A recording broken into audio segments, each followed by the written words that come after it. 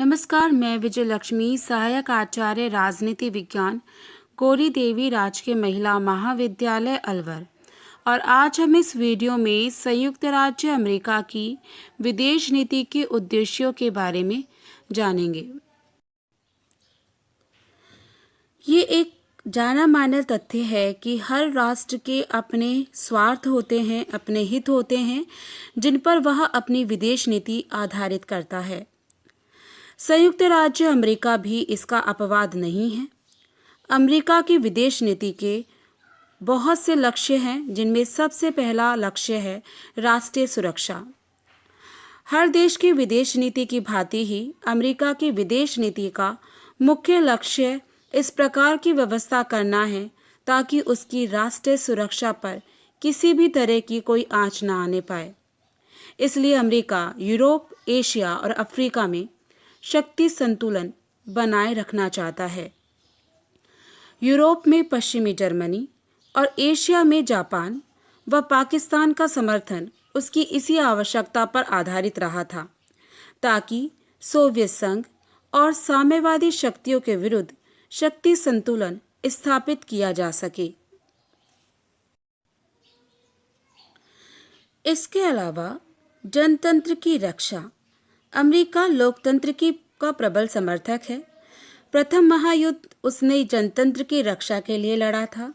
द्वितीय महायुद्ध के समय रूजवेल्ट ने अमेरिका का उद्देश्य हिटलर की तानाशाही को नष्ट करना और विश्व में प्रत्येक स्थान पर 4 स्वतंत्रताओं, भाषण की स्वतंत्रता, धर्म की स्वतंत्रता, अभाव से स्वतंत्रता और भय से स्वतंत्रता की स्थापना करना बताया था।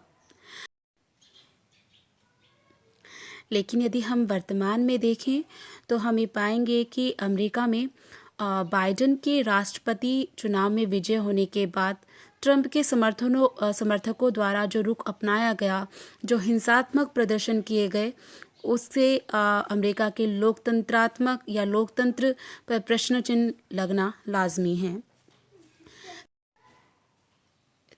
अमेरिकी विदेश नीति का तीसरा उद्देश्य है साम्यवाद का अवरोध।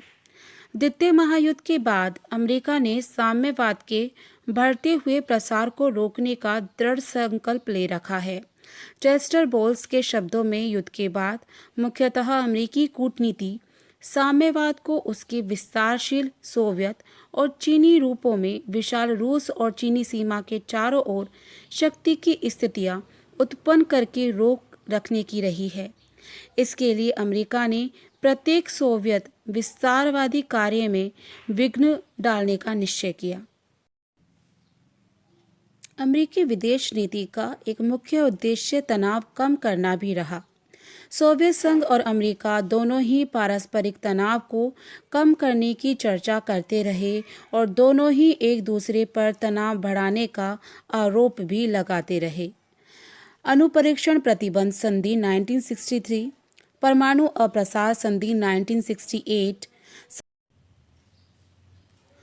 साल्ट प्रथम एवं द्वितीय समझौतों और आईएनएफ संधि 1987, स्टार्ट संधि 1991 और 1993 पर दोनों महाशक्तियों द्वारा हस्ताक्षर किए जाने से इस विचार को समर्थन मिला कि अमेरिका सोवियत संघ और रूस के साथ अपने तनावपूर्ण संबंधों को सुधारना चाहता था।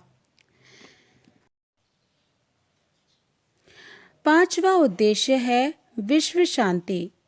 डलेस ने 1955 में कहा था कि हमारी विदेश नीति का व्यापक लक्ष्य संयुक्त राज्य के लोगों को शांति और स्वतंत्रता का सुख भोगने का अवसर प्रदान करना है। और छठा उद्देश्य है नई विश्व व्यवस्था का निर्माण। सोवियत संघ के अवसान तथा सोवियत संघ एवं पूर्वी यूरोप में साम्यवाद के पतन के बाद राष्ट्रपति बुश ने नई विश्व व्यवस्था के निर्माण का उद्देश्य घोषित किया। ये एक ऐसी विश्व व्यवस्था होगी जिसमें अमेरिका अंतर्राष्ट्रीय राजनीति का केंद्रीय ध्रुव होगा। विश्व में पूंजीवादी अर्थव्यवस्था का सुदृढ़ीकरण होगा और संयुक्त राष्ट्र संघ के निर्णय अमेरिकी विदेश नीति के लक्ष्यों के अनुरूप किए जाएंगे। आज संयुक्त राज्य अमेरिका अंतर्राष्ट्रीय राजनीति का केंद्रीय ध्रुव है। वो विश्व की एक बड़ी महाशक्ति है। आतंकवाद का उन्मूलन। 11 सितंबर 2001 से पूर्व अमेरिका विश्व में उग्रवाद को रोकने के लिए केवल नाटकीय वक्तव्य ही देता रहा। भारत जैसे देशों में आतंकवाद निर्दोष लोगों की देहतक को झुलसाता रहा और अमेरिका केवल शाब्दिक संवेदना प्रकट करके अलग खड़ा होता रहा। भारत द्वारा ठोस सबूत पेश करने के बावजूद भी पाकिस्तान को आतंककारी देश घोषित करने को अमेरिका तैयार नहीं हुआ। विश्व व्यापार केंद्र और पेंटागन पर हमला पहली बार अमेरिका पर सीधा आतंककारी हमला था, जिसके बाद अमेरिकी राष्ट्रपति ने कहा कि यह हमारे देश के खिलाफ युद्ध की कार्रवाइयां हैं। ये छद्म युद्ध है। इस युद्ध को जीतने के लिए अमेरिका कृतसंकल्प है। और इसके बाद अमेरिका ने बदले की कार्यवाही के लिए विश्वव्यापी समर्थन जुटाने का राजनयिक प्रयास शुरू किया। अमेरिका के अनुसार आतंकवादी हमले अमेरिका के खिलाफ युद्ध नहीं, बल्कि यह युद्ध समूची सभ्यता के खिलाफ है। आज के वीडियो में इतना ही। धन्यवाद।